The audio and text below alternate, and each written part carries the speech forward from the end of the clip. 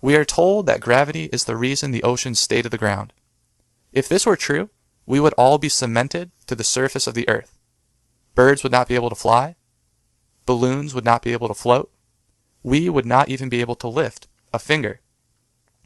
The reason things drop to the ground is due to density, not gravity. Objects continue to fall until they come in contact with something denser than itself. You may be wondering, then what does cause the tides? The answer is magnetism.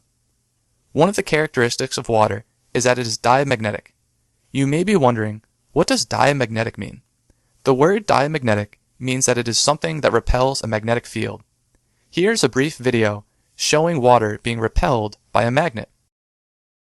Is water A, attracted by a magnet, B, repelled by a magnet, or C, completely non-magnetic? Most of you will answer C, and you wouldn't be wrong. After all, in everyday life, you'd notice nothing unusual about water and magnetism. But interestingly enough, the correct answer is B. Water is actually slightly repelled by a magnet. This anti-magnetic property is called diamagnetism. However, the effect is extremely weak. That's why most people don't know it's there. To see it, we need to build an extremely sensitive detector. Luckily, this is brutally simple. Just get a basin of water and put into it a styrofoam block. It's going to move around a lot, but this is actually a good thing. The styrofoam floats, and because it's so light, even the smallest force will push it around. So try and build this away from drafts and moving air, and be careful that your own breathing doesn't disrupt it. The water helps to dampen any stray motion. Now get a test tube and fill it with water and push it into the center of the styrofoam. This is the water we're actually going to measure, not the water in the basin.